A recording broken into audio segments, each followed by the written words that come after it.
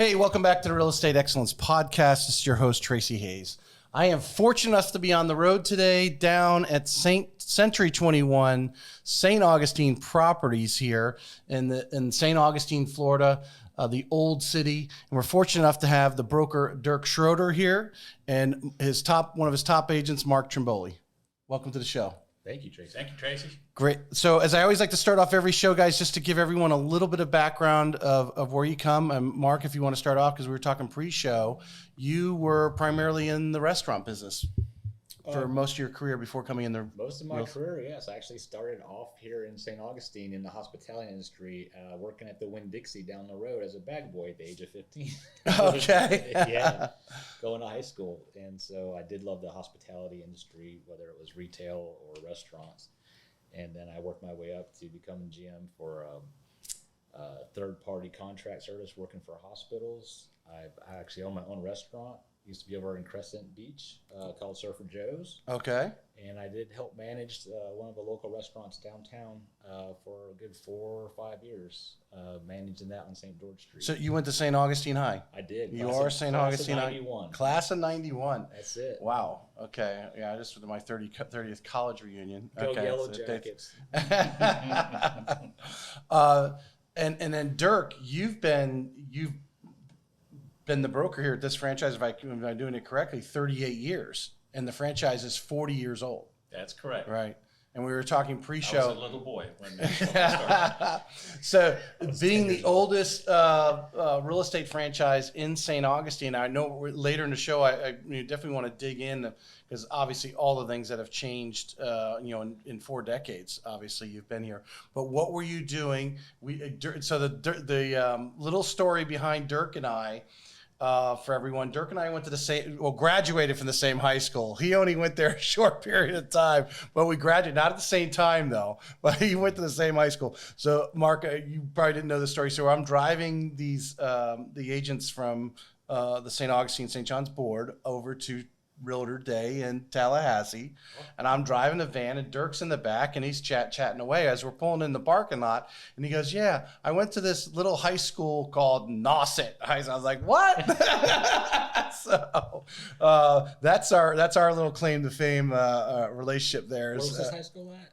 Well, we called it Nauseous Regional High School, but that was out in Central Cape Cod. Yeah. In Orleans. God. Yep. So Dirk, because your LinkedIn really just starts with being the broker here. So post Nauset, what did you do, and then what led you to here to St. Augustine? So post Nauset, my first year was at UMass, the ZooMass in Amherst. And so that was a year of partying, as everybody knows. That's really all you do there, especially as a freshman.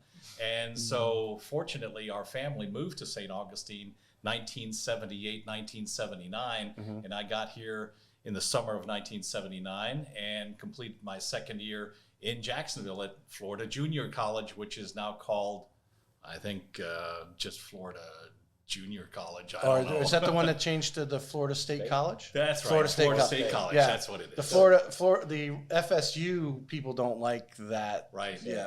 Did you go to Florida State? Yes. Yeah, that's Florida State. That's right. Yeah. So Florida Junior College out on Beach Boulevard, and then I worked for a while. I was actually in manufacturing, and manufacturing isn't very exciting, especially if you're out on the assembly line. It was fun. It was a learning experience. But when I got a taste of real estate, there was no going back. So was that something were your parents involved in that, or my father was a silent introduced? partner. That's what it was. Is that he was a silent partner in the company. I never knew that, and he just kind of dropped the seat on me one day, and he says, quit your griping and complaining out there in the factory. Right.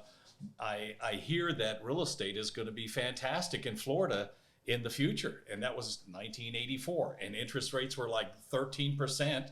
And yet his vision was correct. Yeah. So I'm thinking 1984 when you said it. I'm thinking of Palm Coast at that time. I remember friends of my family me originally being born in New York, they moved from there to Palm Coast, and that was like ITT. I think it was ITT was doing the huge development at that time. And when I was taking spring break from college in 1989, the spring of '89, as a freshman in college, I went down and visited them in Palm Coast, and that was you could go. I tell.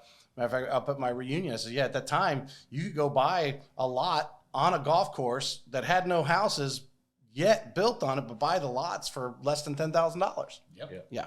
My great uncle, Uncle Bill, we were living in New York before we moved down here, and he bought one of the first few lots in Palm Coast.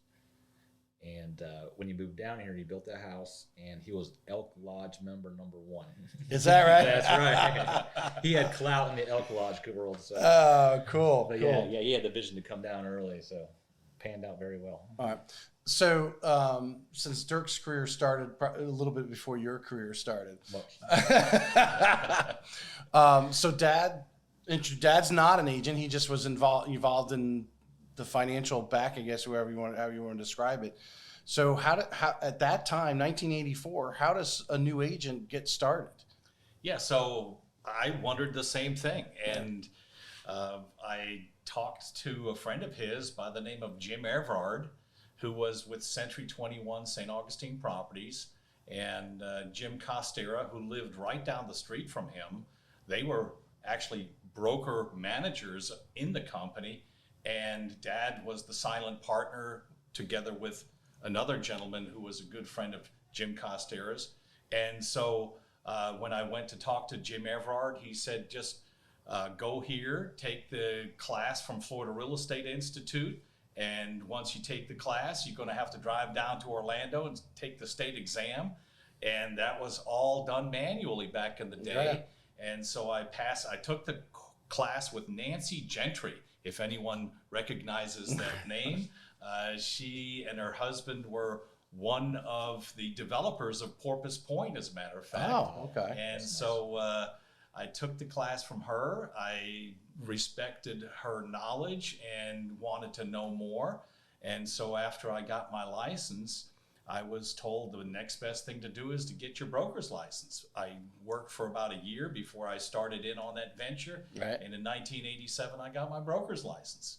And so after that, I think Jim Costera saw that I had potential, and he wanted me to become his sales manager. And around 1995, I actually became a partner in the firm. And so the rest is history. So, but let's right down to the foundation though. As a new agent, we got new agents out there, or agents who are trying to strive forward, or just looking for. I mean, how at that? Because obviously there's no internet, there's no cell phones. How are these people? You know, there's people trickling into Florida at this time. How are you getting your leads? What are you doing? So that's a great question, because back then, like you said, everything was manual. Going to the class was at the old Holiday Inn where the Embassy Suites is today, in a dark room, and the instructor was out in front of you. You had to pass your class exam the old-fashioned way with a pencil and a piece of paper. Yeah. And that had to be graded, and then from there you had to send in your paperwork to get scheduled by the state to get that state exam. And once you got licensed, I was really glad that I was with a broker who kind of took me under his wing and showed me a little bit about what to do. So one of the things that he said is, go drive the areas, go get familiar with your own backyard. Right. You drive through there all the time. And so one of the first things that I did was, I drove Davis Shores. I lived in Davis Shores at the time, and I came upon a for sale by owner. And I just called the number. He said, call the number, talk to the guy, and ask him what he wants and see if you can help him sell his house. So it was my very first listing. I believe it was on Zerata, and it was an old block house from the 1950s. And I think I listed it for like $60-something thousand. And it turns out that, you had to put it into multiple listing service the Right. old-fashioned way. You filled out a piece of paper, and then you brought it down to the multiple listing service in the Board of Realtors. And Now, then where they- was that located at the time? Is that even, I mean, that was across the street from Roy Barnes's dad's office downtown, and it was a hole in the wall. And you brought your paperwork down there, and then they created these MLS books, which you got every 2 weeks. And so you were really just waiting with bated breath for these books to come down there, because you got the hot off the press listings, and you'd have to flip through the different MLS areas to find the listings. right. And we were advertising them in the newspaper, in the Homes and Land magazine, which was probably the best way to go about doing it. So for those who, and I know there's probably some people that are working real estate today that weren't even alive in the 80s. You're waiting for this magazine to come out. People who are interested in possibly buying here would physically travel here and possibly see your sign or grab one of these magazines that's maybe in front of a restaurant or wherever they were being offered, and start looking, and hopefully your advertisement in there got them to call you. That's right. Yeah. And they'd call your office, and if you were on duty, you got the lead and you asked them to come to the office and look through the MLS books with you so that they could see all the inventory. And you'd flip through there. And if they said, well, I'd like to look at this one and that one, you had to physically run and go get the key from all of the different offices that had the listing so that you could open the door to these listings. Oh, my and then God. when you were all done, you had to return Return all the the keys. keys at the same time. So because most of these brokers, well, they don't want those keys out for very long because Right. somebody else might like to have them. Right. You know, there weren't lock boxes at the moment. Well, think of that technology. Wow. Mark's over here Wow. spinning his head. So, Mark, you were in the restaurant business, Correct. and then when do you start getting a taste? Because I mean, that's a tough business, tough racket. I mean, the hours you have to put in and so forth, and then you start managing people as well. It's the stress of that and making sure your shifts are covered. So when do you start getting a kind of a taste that, hey, maybe I should think about real estate? Well, as you get older, and like you said, there's a lot of stress, a lot of body movement. Your body doesn't react to the restaurant world too much. So, and I'm always a big fan of architecture and homes.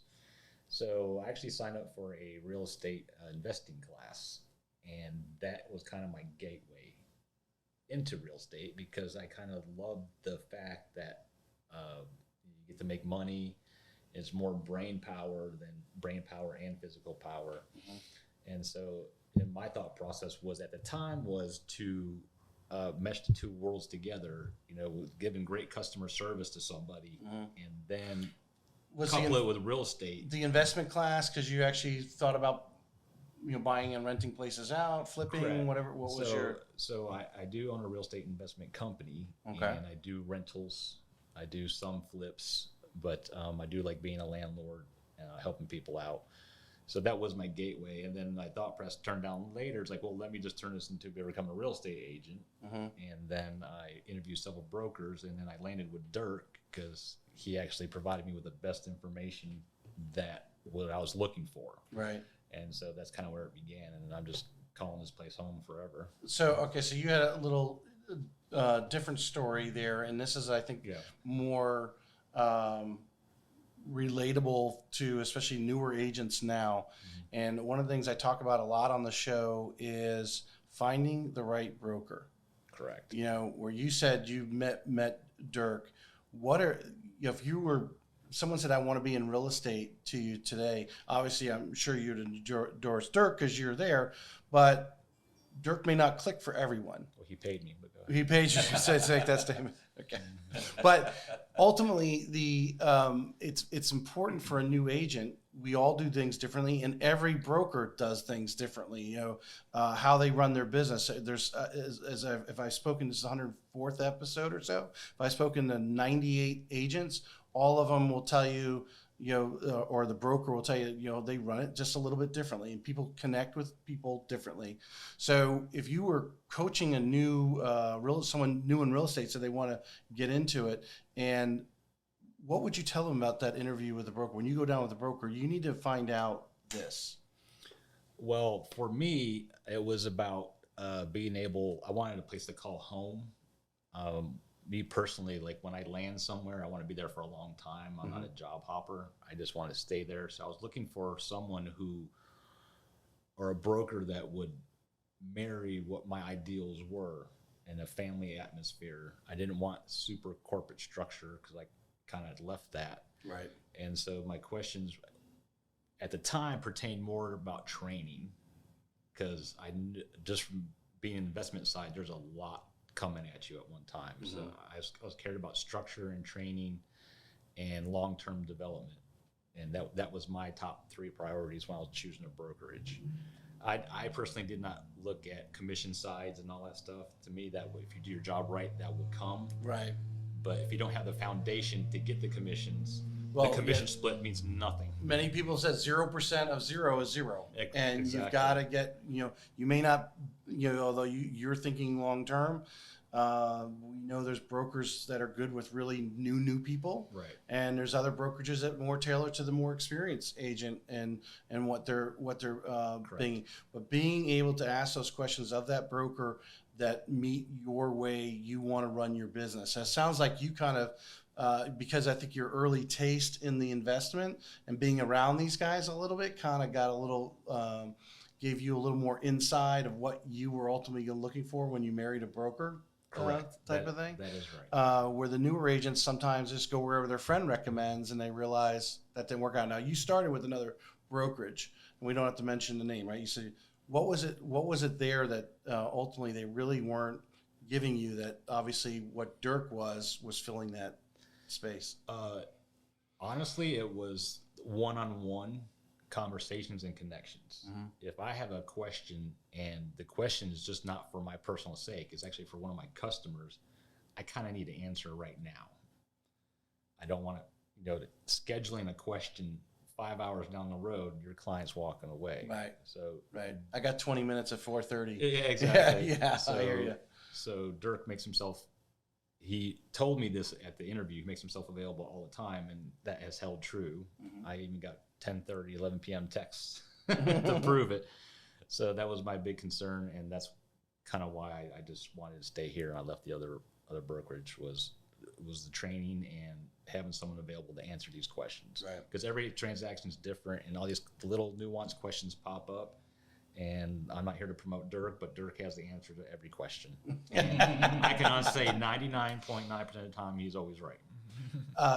Dirk, I know you hang out a lot with, you interact because you've been in the St. Augustine, real estate world for 4 decades.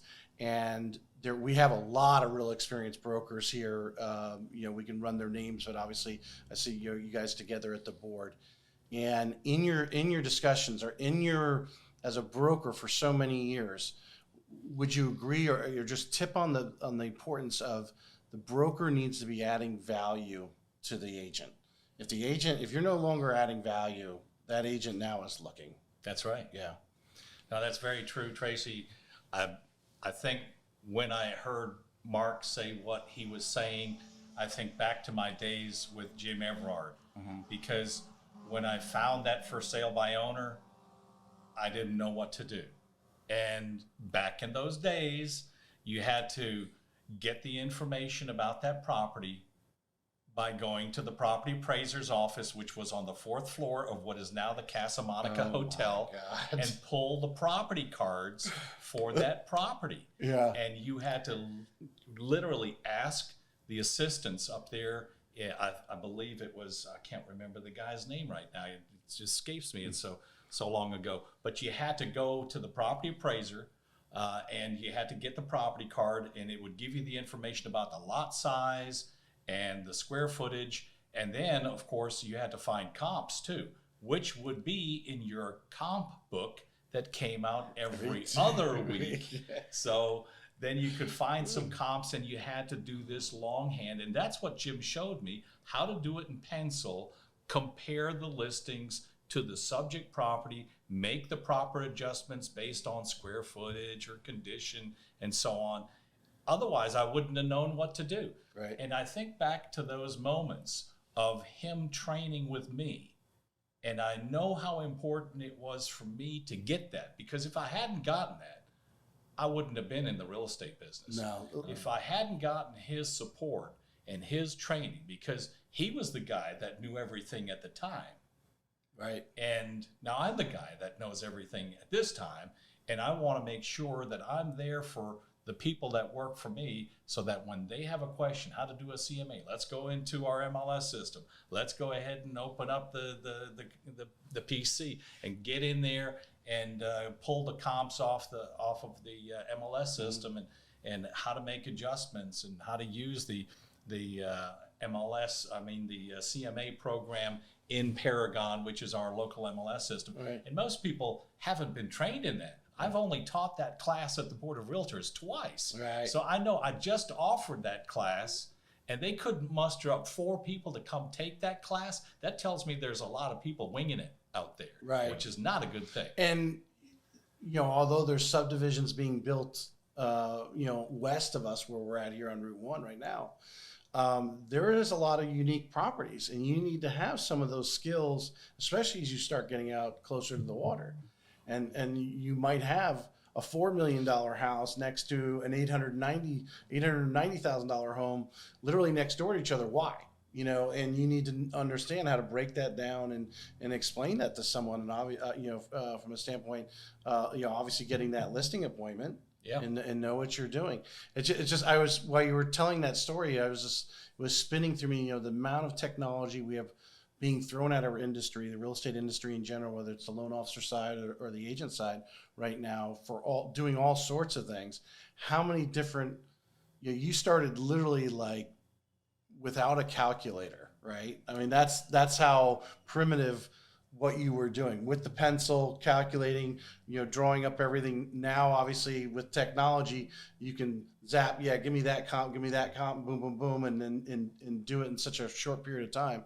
But how the technology alone in the last 4 decades, I mean, you've obviously forgot stuff that you learned. I guarantee you. Yeah. It's been one change or another. But how have you kept yourself, Dirk, on top of that? Again, to continue adding value to the new agents coming in, these new generations, where you're sometimes having to learn the day before because some of the stuff is just coming out that fast.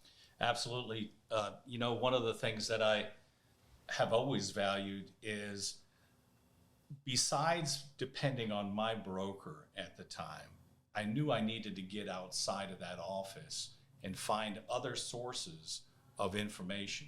Century 21 was really good at providing a lot of classes that were top shelf. As a matter of fact, just to kind of give you one example, they had what's called a Certified Investment Specialist designation.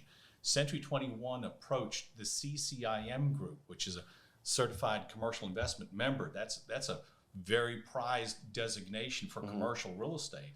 And they wanted to try to get that accredited. Well, CCIM didn't want Century 21 to have that accreditation. However, that class was every bit as good in terms of providing data and information as any CCIM class, I bet you, because we were doing financial management rates of returns, internal rates of returns. We were doing everything that CCIMs were doing, and that was through Century 21. And they had classes where you had to travel to go to the classes. Now everything's online. Right. Mark knows that when he goes into his 21online.com, there are resources where if you did nothing but take classes, then you would probably not make any money in real estate, because there's so many of them available through Century 21 that you could just take classes all day long for weeks on end. It's incredible. Let's tip a little bit on education, and both of you comment because you're at different stages, of your real estate careers.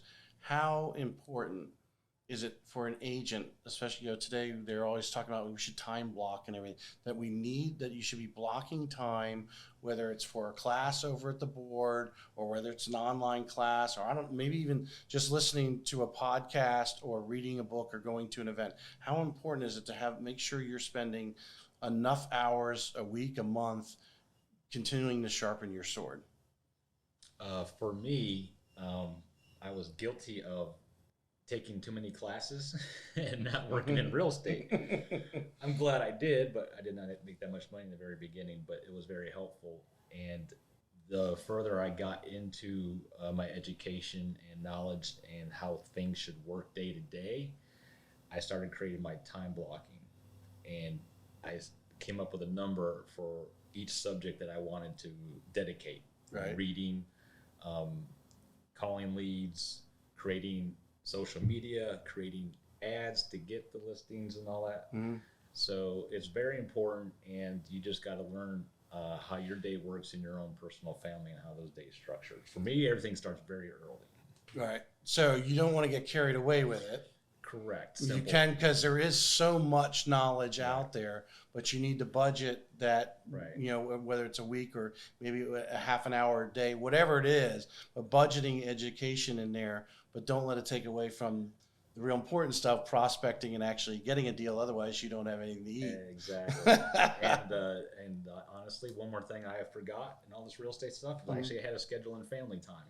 Yeah. Yeah, I had a budget. Like I did everything else for myself, but nothing for the family. So that was very key. Was like, you know, stop at a certain point, and family's important.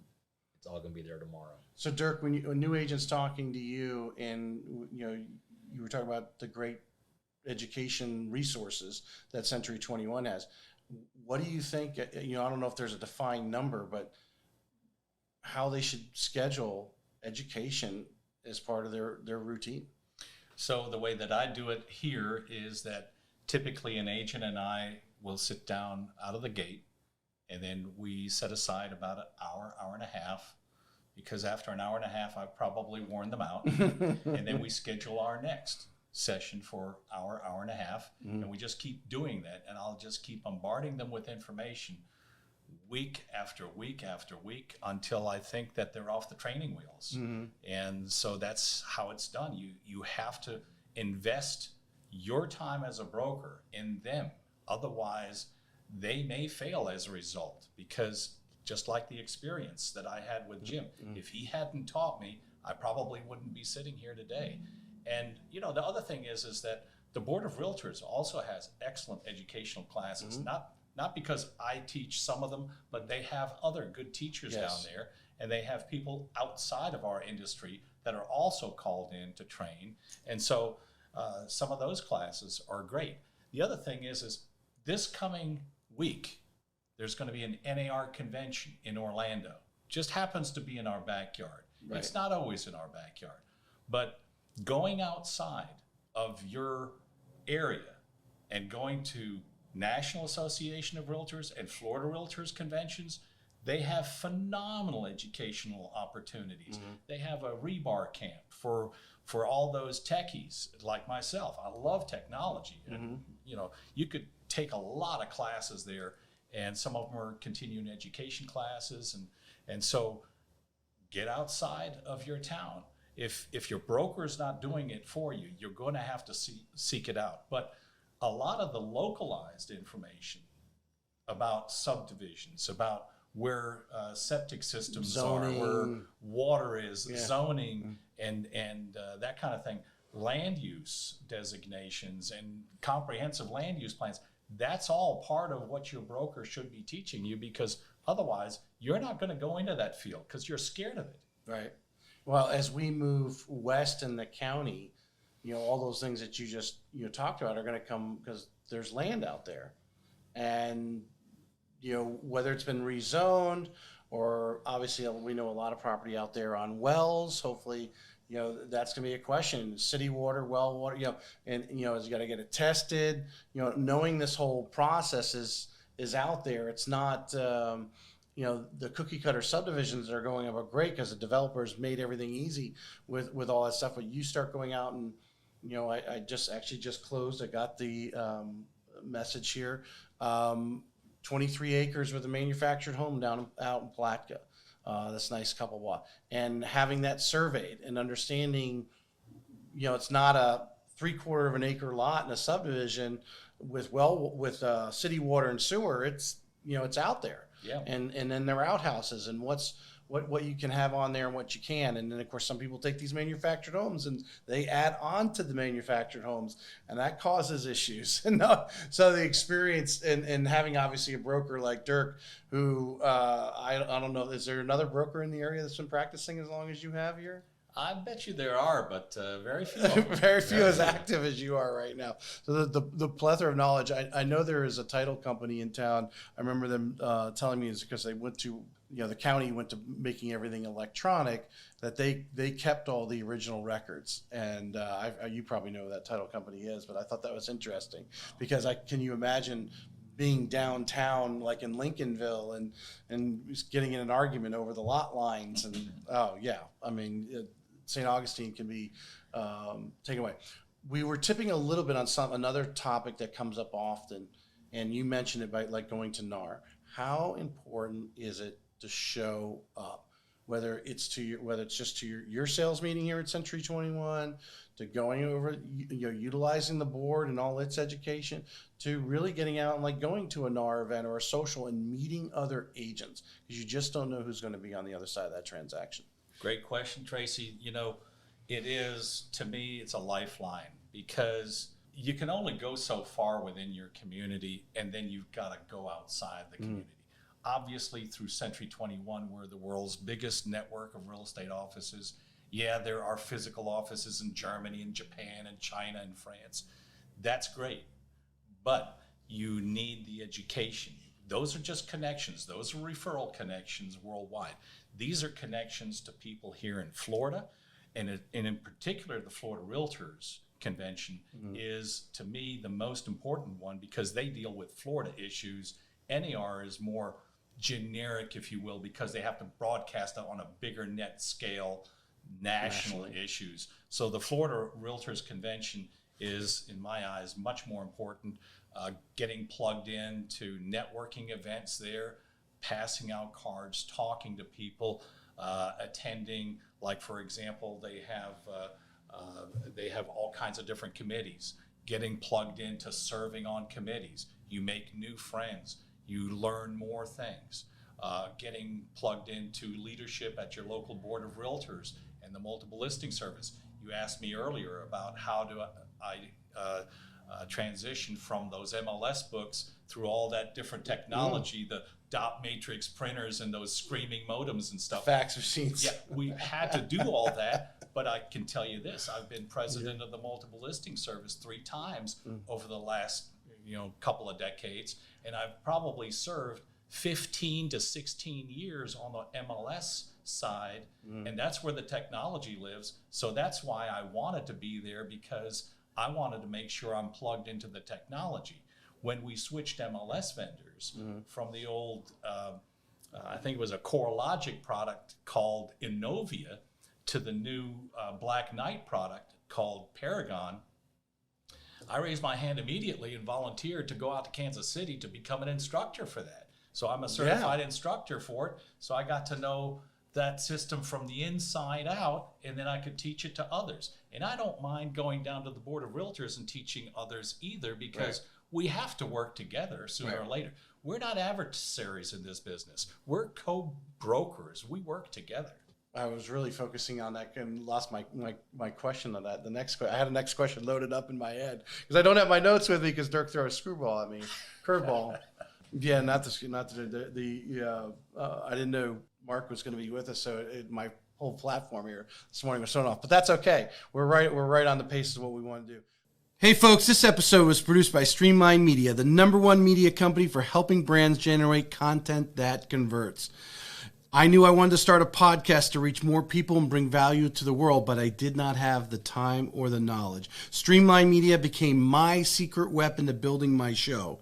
They handle all my back-end work, production, and strategies to keep my show going strong. If you're in the real estate business and looking to make content that generates more leads and brings in more revenue, check out the Streamline Media link in the show notes and discover how partnering up can supercharge your path to real estate excellence.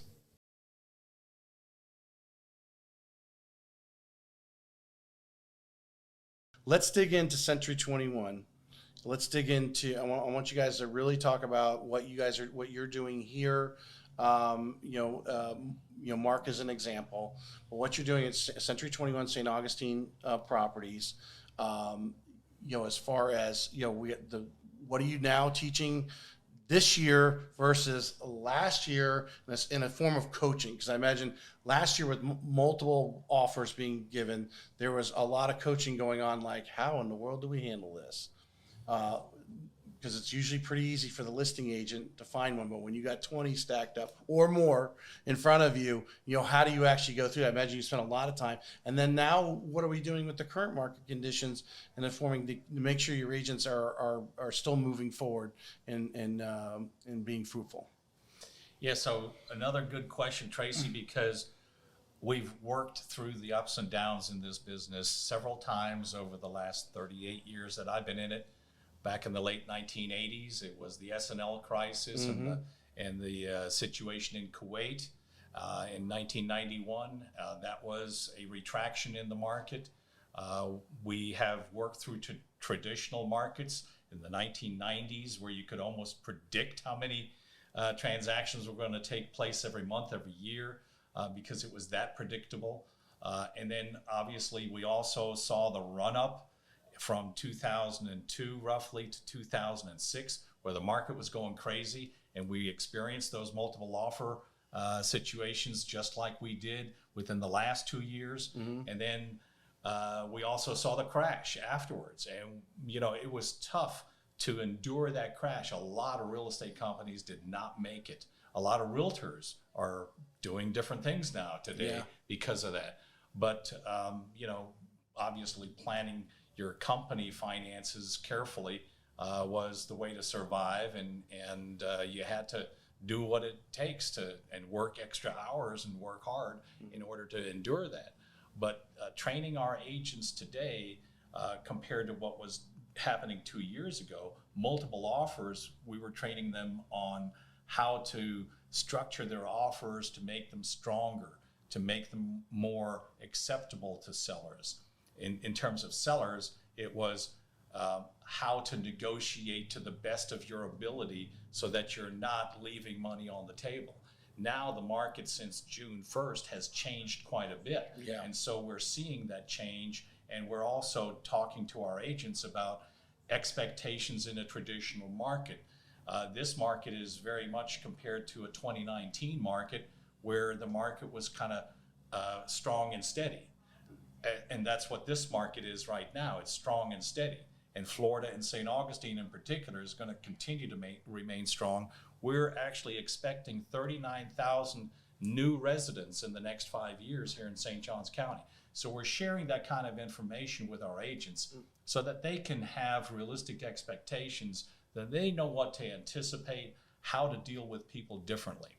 Well, actually, that brings up an interesting thing, the psychology of it, right? So they're hearing, obviously rates being higher, that you can't control that. There's nothing we can personally do. How do you really try to convince someone who's not really ready to buy? I know a lot of agents have told me, in my calls over the last few days, that a lot of people just sitting back and waiting right now. What are some of the things that you're coaching, you're encouraging your agents to do? Even and I know because you've been through it. You've been through the numbers, the foreclosures, the short sales. Is like a short sale. Like maybe you'll get an answer 6 months from now, might be a year, who knows when, might be tomorrow if you're lucky. But that, how often that happens. But you had to get a psychology to understanding that that's what's going on right now, that these people have a psychology of it. So what are some of the best practices that they should be continuing to do, which brings up the word consistency, doing consistently right now, so when these people are ready to, things do turn and some open the valve a little bit more, rates drop, whatever it is, that they're in front of the line. Yeah, so one of the things that we're doing is we're doing a lot of educational videos that we're uploading to our YouTube channel here at Century 21. That's one of the things that Mark and Katie DeLeo have been working on at the company, getting our agents to do more social media. We have a social media user group. We call it SMUG. social media, the acronym That's SMUG. good. Yeah. And we also use a platform called Boomtown to generate more leads. That's another group called Bug, Boomtown User Group. So Smug and Bug, don't sweep that under the rug, but it's another way for us to continue to try to generate more leads and to be in front of people. And we're not trying to sell property here. We're trying to help people to acquire it. Right. And educating them in the process is really a key ingredient. That's why so much emphasis is placed by me on education and ethics in this office, because that has to be job one. Because most people in the industry, because we already know real estate, make the wrong assumption that just because we know what we know, that we're assuming that everyone that we deal with has that same level of information, and they do not. No, 100% agree. Are you taking this stance, and Mark, you can comment a little bit on this, because a year, 18 months ago, you were pretty much dividing your family time with literally customers showing houses. Because when you were ready to take another lead, there was someone else to show. Well, right now you kind of got some time between clients, or a Monday morning to do a podcast or something like that. That the things that Dirk is talking about doing, you should have been doing all along, but it's feast or famine, right? You got someone wants to buy a house, you got to do that. Yeah. So now's the time to fill up your YouTube channel, get noticed on Facebook, get more influence. Correct. Well, what I learned was that you're more of a 80% marketer and then 20% real estate agent. Mm-hmm. So you spend 80% of your time marketing, social media, and getting out there. Whereas last year, when I did the customers that I had, for one homeowner, I would be in 3 different counties on one day trying to find a house. Right. And literally, that was like 8-9 hour day. Right. And then once they did find something, that was 4 hours to negotiate. With let alone all your work. Oh yeah. Before seeing them. Yeah. Trying to find these houses that were worthwhile, that hopefully sort of met what they wanted. Exactly. Yeah. So to spend the time now, work on your YouTube skills and doing the video, getting your social media crowd, because I truly believe that, of course, we use the term consistency. Right. You've got to get that consistency up. And as soon as you can, and it's like anything, as soon as you start doing it enough times, it becomes a routine. And then you build up so many videos, education-wise, and nothing says you can't go back and repost the one you did 6 months ago and start the cycle over again. It's not a forever thing. You got to constantly be creating new videos. You can go back and say, I'm taking vacation. Let me go in here and schedule these reels to go out for the next week while I'm gone. Yeah, there is technology where I do a couple of videos in one day and I just schedule out for the month, and it just happens that way. And goes on out. It just, yeah. Dirk, because obviously 38 years ago, you could not even imagine what's going on. I know your son's a big YouTuber and so forth. I mean, the tools that we have today in the market, it can actually be overwhelming. Mark? Absolutely. And learning those skills, that's part of sometimes trial and error. Sometimes it's quality of equipment.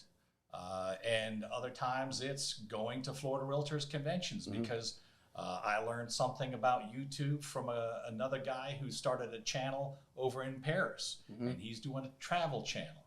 And he was talking about keywords and meta tags and what to do and how to get SEO. That. Exactly. And he was talking about how you want to make sure that your thumbnail is super interesting, because and I was like, what's a thumbnail? I was like, what are you talking about, thumbnail? Exactly. I had no clue what a thumbnail was. Right. But you learn from other people. Right. And certainly I learned a lot from our son just watching him do his YouTube channel. And of course, you hit upon the key word, and that's consistency. If he hadn't done 3 videos a week for 13 years, he wouldn't have over 4 million subscribers to his channel. His second channel, he grew to over 1 million subscribers in no time, But then he was working himself like a dog. He was doing 5 videos every week. And he had to create all the content and then edit it and then upload it. And of course, upload speeds a long time ago, they were problematic. I'm hearing the AOL. He had to get a business line to our house. It'll be ready in the morning. So yeah, that was a lot of fun to watch him and to learn from him a little bit. We actually did some videos. I had done some videos about 10 years ago. I just went ahead and put a suction cup attached to a GoPro and drove through some of the MLS areas, and then I'd take that video back and I would dub over the voiceover and describe those MLS areas. We're in the process of actually redoing that with drones now. So cool. this is going to be awesome. Yeah. Well, some of the things, and then you may be doing this, some of the stuff that I've heard from top agents is to find that neighborhood that you're wanting to farm and be the go-to person in that neighborhood. Are you guys doing stuff like that? Are you focusing in on particular neighborhoods or areas of town? Dirk makes us do that. Because he's brilliant. He's been doing this a Nice while. point. Yeah. They already said they're doing this neighborhood. I'm like, okay, what does that mean? So that's pretty much I will. Austin Preek's going to be on the show next month. I think I've got him scheduled up. I forget what day it is, but he was talking about he lives in Beacon Lakes, and he does a market video. You know, hey, this many homes sold. This is what they sold for. That sort of thing. He says literally when he's walking his dog with his wife, people like going, "Hey, Austin," and he has no idea who they are, but they're watching his YouTube video because obviously he has the keyword Beacon Lakes in there. They live in Beacon Lakes. Somehow the algorithms find them, and he becomes the expert. So, you know, I always remember Patty Ketchum tells the story of the card, and shorten the story. I've told it maybe once or twice on the show, but her mom is receiving this card. Well, Patty Ketchum's been in real estate as long as Dirk has, as well as her husband, right, son-in-law as well, and well, father had passed away. Mom's like telling Patty, "Hey, when I leave, you know, you guys hire this real estate agent to sell the house." And Patty's looking at her like, "Are you?" You know, I'm a real estate agent. She doesn't say that. She goes into Dad's desk, and literally there's a stack of those postcards in there. So Mom mentally was locked on that real estate agent knew this neighborhood. Wow. And I have seen recent ads on Facebook actually where they were talking about where they went around the neighborhood and asked a bunch of people who the who the top agent was or whatever. There was no consistent person. And so they went and started plugging them with a name, a made up person completely, that this person was an expert in real estate in that market. Went back several months later, every one of them named that person because they were consistently hitting them top of mind on the social media. Omnipresence. Yeah. Just continually out there. Dirk, so pitch a little bit. We've got a new agent out there right now, someone maybe thinking about getting into real estate, maybe someone, like I said, they're no longer getting value, or they personally have hit a lid and their broker's just not reaching out to them and pulling them through. So they're looking. Mm-hmm. Why would they want to come to Century 21 St. Augustine Properties? Well, for the education, if nothing else, because here we want our agents to be able to handle every type of real estate, not just single family residential resales. We plug in with the developers and the builders. We invite them here to our sales meetings. They provide us breakfast and brochures and the latest updates. We have those land classes.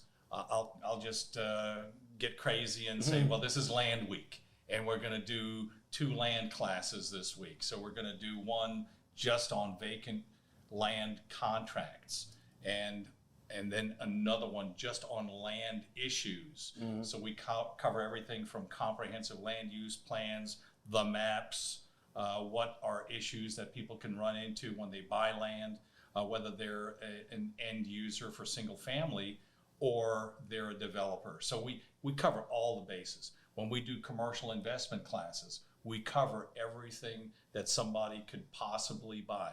We cover ADRs in hotel motel buying, which is average daily rates, and we cover cap rates. We cover all the different formulas that people might want to get involved in. So that kind of broadens the scope. It sounds like you're constantly challenging them, expanding their vision of the business. I know I've had agents talk about where they've gone to events and like also they didn't realize because now they went to like a NAR event and now looking at it on a national basis and in real estate in perspective, because when you zoom into where you're at here, as old as St. Augustine is, and yet in the county developing, all those different things that you just talked about are things that can very well possibly run into as an agent in St. Augustine, because you're not too far going out and buying undeveloped land, running against all those things you need to not only educate you if you get the listing, condos. There's another thing. You got beachfront property all the way out to equestrian property, not too far away, and how you have to deal with those different things. So constantly challenging your agents. And I'm hoping, and I would bet, unfortunately, not all of them show up to those classes there. But as a broker, you're pouring value into them. That's right. So some of those classes are ones that I've done by Zoom. So during the lockdowns, initially in the early 20, we were doing sales meetings hybrid. If you were safe to come in, fine. If you didn't want to come in, well, we had Zoom, and you could come to a sales meeting online, and then we did the same thing for our training classes. Right. And then we started recording some of those training classes and then just sharing the link with our agents at the time. So that actually creates kind of a library of classes that you can take. Now, some of that stuff gets updated, Right. But nevertheless, you can't always make your horses come to drink the water. But the thing is I don't want anyone in our company to feel like that they should be scared to handle any type of property. They might be a little bit less informed initially, but they're going to be fully informed because they're going to tackle that problem, and we'll tackle that problem together, and then they'll learn through that exercise. And then next time out, they're not going to be afraid of it. As a matter of fact, they might like it so much, they're going to dive in head first and specialize in something like that and do much more business because they found that niche. Weren't afraid to tackle it. I've talked to several agents outside of our company, and I gotta say I'm a little bit spoiled because Dirk covers the land, commercial, condos, all these little niches. And so when I speak to some other agents from other brokerages, they're like, we're talking about commercial. They're like, well, we don't do that.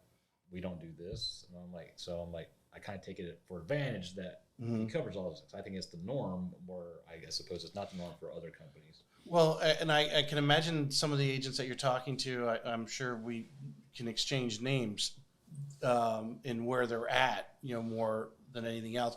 And they are just looking for if you want to call it the bread and butter, because obviously majority, if you learn just single family homes and were really great at it, you could survive. But I think when you really look at it, if you're looking to be an agent in St. Augustine, whether it's a multi-family home, beachfront property, equestrian property out there, raw land, commercial crazy stuff coming up, these are all things that people are going to talk to you just walking down the street here. We're not in just a suburban area, maybe along 210. You're just really talking about single family homes. But as you get down in South St. Augustine here and dealing with the old city itself, as well as what's expanding the undeveloped land that we have so much of from here going west, that being a polished agent all the way around and at least being able to know that it exists, because I remember Dirk talking about that and be able to start a conversation, but then knowing we'd be able to go back to the video, go back to Dirk. Hey, what was that class we did like 6 months ago on, these situations? Because Dirk, would you agree, you never get enough bats to see every single real estate transaction. that, or things that could possibly happen in real estate transactions. I'm sure there's still things today that pop up and you're going, I've never seen that before. Yeah, there are things like that. To me, they're a little more rare because we've had so many different experiences, Right. but there are still situations that arise that I've never seen before, never heard of, and I learned from it. And the first thing that we want to do is get an email out to everybody in the office so that they are not caught off guard. Yep. So your at bats of almost 40 years being in the business, you're spilling over, and I think that's one of the things I think we're going to take away from this podcast. Someone listening to that and learning about Dirk and Mark is Dirk's got 4 decades in St. Augustine. This isn't 4 decades out at Jack's Beach where it's very developed out there. You are still not only dealing with developed areas, you're dealing with Lincolnville, people buying renovation properties. I mean, houses that are, amazing they have survived the hurricanes that are, I've seen some of these places in Lincolnville. You're like, how is that house still standing? And people are going in and, what do we do when someone wants to buy that, renovate it, and make it an Airbnb, right? And having that knowledge.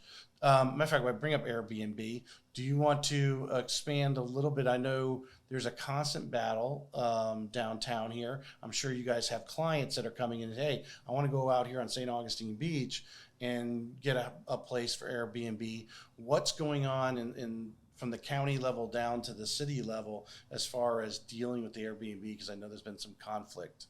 Yeah, the conflict arises between people's existing property rights and the pressure from people who are in residential neighborhoods who are impacted by short-term rentals happening in their neighborhoods. Right. So the city of St. Augustine Beach, that area that is the city, has limited their area to no more than 100 permits for those short-term rentals, unless you're already in a commercially zoned area.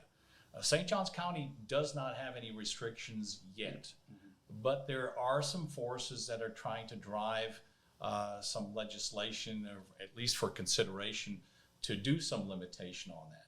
Of course, most deed-restricted neighborhoods already have deed restrictions against short-term rentals. Right. But you can imagine, like I live in a neighborhood that was platted in the 1970s. Short-term rentals weren't even a thought back then. Right. But certainly our HOA would like to be able to restrict that. It's not the ideal place to have short-term rentals in the first place, but nevertheless, it's not prohibited. And so some people who want to have short-term rentals and buy them for investment over on the island, well, they're going to have to go outside of the city of St. Augustine Beach city limits. The city of St. Augustine has different rules altogether. So there's another set of rules that you're going to have to look at if you're trying to do short-term rentals in the city. That's quite well regulated, but it's not limited. They have excluded short-term rentals in certain zoning categories, but it's really kind of wide open, and rightfully so. People are being impacted, but yet you have to think about people's property rights. I mean, I don't want to take anybody's property right away from them because that's un-American in my opinion. Right. So there's always a balance. Well, the importance of all the knowledge that you just actually spilled out there is that when Mark has a client that's looking in a certain area to do a certain thing, that you have seen the growth of that. You're staying abreast and on top of the board meetings and so forth, what they're actually talking about, what is actually have they made in law in the town, as the 100 permits type of thing.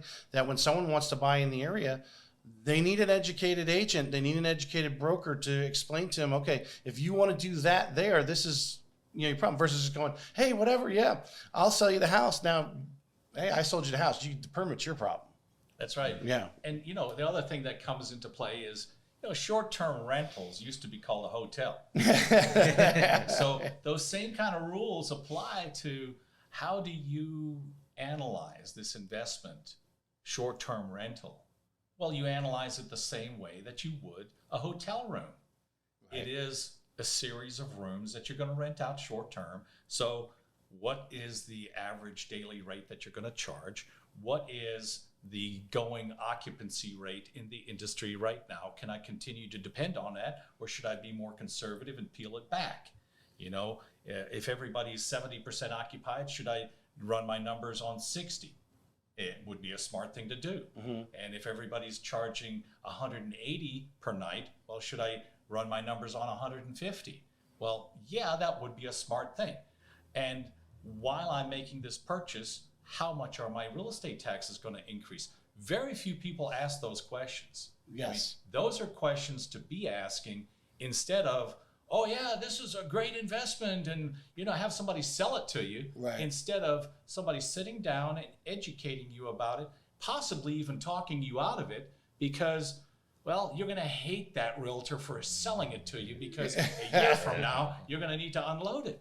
Well, they may not hate you personally, but they don't call you back. That's that's the thing, because they had that bad experience, and they don't want to go back to you and say, yeah, I heard what you said, or I made the mistake, I bought it, whether you said anything or not, and then realize it was not what they thought it was. They want to save face. They'll call a whole nother agent. 100%. I think the what we found, my wife and I, we have 5 units, but my parents are in 1, 4 units out in King and Bear in the Latera condos, and allows the short-term rentals. Luckily, we've been very easy to find people who want it 4, 5, 6 months or more. Some of them are a year because they're waiting for their house to be built, or some of them are moving here and figuring, well, 6 months we're going to find a place, type of thing. Versus, you have to think about someone coming in there every weekend. You got to clean it every Monday morning. Are you going to do that? Or are you going to hire a service? Well, there's another expense. And when here in Florida, finding people that show up and actually do the job, that's a tough thing to do. Just making that happen. Yeah, just organizing the cleaners, one thing. Then you've got sales tax collections and bed tax collections. Yes. And those have to be accounted for.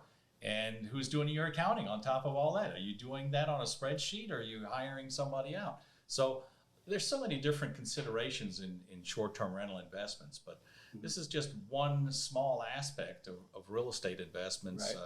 There are people who are actively looking for apartment buildings, commercial buildings, a long-term tenants. Storage facilities is a big property for storage facilities, right? I don't understand. Absolutely. Yeah. RV Mark, tip a little bit, because if you mentioned, and I heard you correctly, and if you clarify, you do some property management. I do a little bit of property management, and I do have property management for some of my rentals as well. Right. So, Some of your own personal. it all depends on the tenant. If I know the tenant personally and they're a friend of mine, I'm going to manage that myself. Okay. But the ones with the strangers, I have a professional handle that. Right. Right. That's the best way for myself. Demand's very high. Am I right? Demand For rental property. Exactly. Right. Actually, now I find it's a great time because people cannot afford to buy a house. They'll rent a little bit longer and try to find a place that is affordable to them. Right. And that's kind of what I deal with, is affordable rent. Which is getting tougher and tougher to do. Yeah. I know from what I understand, there was an email came back, one of the new apartment complexes, and how they've got like 4 applications for every unit that's going to be in there already. It's crazy. So if you are, and Dirk, I'm sure you coach people looking who want to invest in the property, as we were just talking about, if they want to go out and pay cash for a single family home, so they don't have the interest rate, you can find a renter pretty quickly that's going to pay a pretty good price to get into these rentals in St. Augustine. That's right. You do have to look at what the existing rental rates are wherever you're looking to invest, and make sure that you're not overshooting, because every day or every week and month that your unit's sitting empty is lost income. Every motel year deals with losing every room night that the room is empty. Right. And they have to get somebody in. So if you walked up to a hotel and the sign said vacancy and their ordinary rates were 100, you can go in there at 10 o'clock and say, I'll give you $80 or $50, and they'll take it because, well, the empty room isn't generating anything. You talk about 0% of zero. You started talking about that. Yeah. Well, there it is. Yeah, exactly. And they have staff that's going. That front desk clerk is going to be there, whether there's a vacancy or no vacancy. They still got to pay that salary. Yep. They still got to pay the maid to come in to clean 3 rooms. Well, you'll be the 4th room because they still got to pay that overhead, and they will obviously want to keep their employees because they don't have enough for their employees to do. Their employees will go somewhere else to find better things. Is there anything you guys want to add that we haven't talked about? I'll throw that out there as a question I didn't ask that you think is important for people to know about. Well, the one thing, because we talked about time blocking and structure is, and what do you do with your day? And just as a newer agent for the past 2 years was actually to create a business plan, some kind of structure to what you're going to do as a real estate agent. And then that's how you plan your day. It was off your business plan on your goals you want to accomplish. So let's dig in because I think that's actually a scary word for a lot. And Sorry. I see a lot of the brokers on social media right now saying, "Hey, we're having a I saw one team actually they did a little weekend away and talking about it was more of a structured of a team versus a brokerage." Where they were talking about what the team wanted, team's goals, and how they were going to get there. What are some of the real important things, Mark, do you think, when you made that business plan? If you were to break it down, just like, there's a lot of things on here that may or may not happen or just kind of out here on the peripheral. But what are, every day when you wake up in the morning, what are the consistent things that are in that business plan that you have to do? I have to do is marketing. One, I spend 30 minutes, a bare minimum of 30 minutes on marketing. And I spend a bare minimum of 30 minutes a day on social media, which kind of ties into the marketing. Right. And at least 30 minutes also on creating ads for lead generation, which ties into marketing. So talking about farming, that's part of the marketing. Yep. Running ads to get the leads to funnel down into your websites. That's what I'm working on. So that's the big one is marketing. Well, it is you were saying marketing, prospecting. That's what you're talking about. You're creating the systems to continue. There's working on your business and there's working in your business. So working on the business is all the social media, the running the ads, the marketing, and then working in the business is calling leads, showing houses, going to listing appointments. So you got to spend a good portion of your week working on the business, at least 20% of your time working on the business so you can actually work in the business. So do you, are you doing anything special? Because you went to St. Augustine High. Obviously, Dirk Meisel been born here. He's been here most of his life.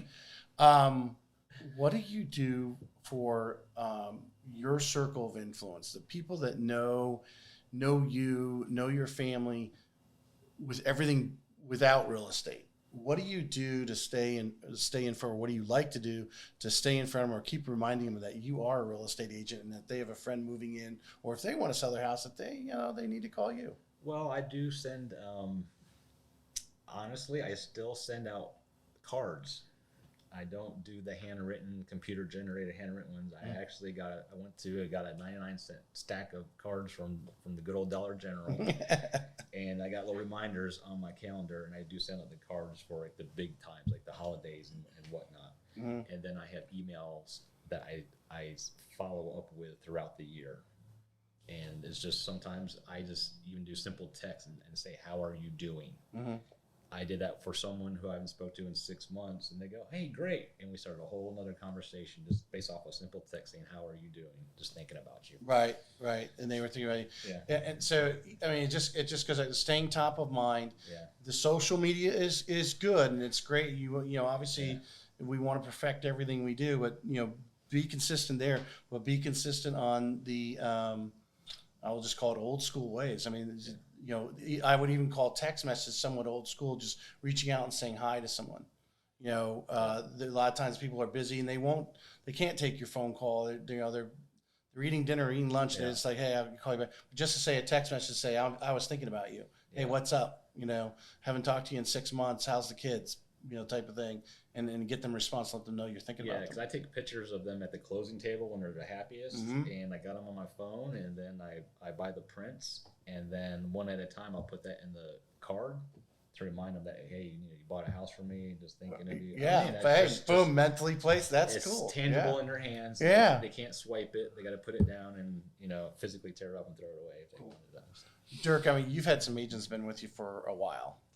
What are just to give a tip out there? What do you think is probably any one of those agents' most creative way of really staying in front of their past clients as well as their circles of influence? Does anybody have any really creative one that you would brag about? Well, there are quite a lot of different things that I see out there.